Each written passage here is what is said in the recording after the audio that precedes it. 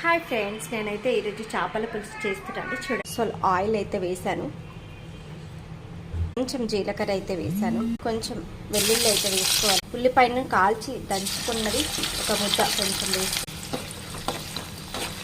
దీంట్లోనే మెంతాకు వేసుకోవాలి. కొంచెం పసుపు వేసుకోవాలి. చేపలు వేసుకోవాలి.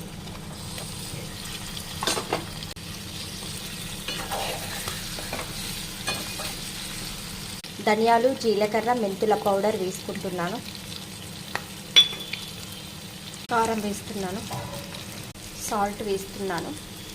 ఇందులోనే చింతపండు రసాన్ని వేసాను. వేసాక మంచిగా కలపండి.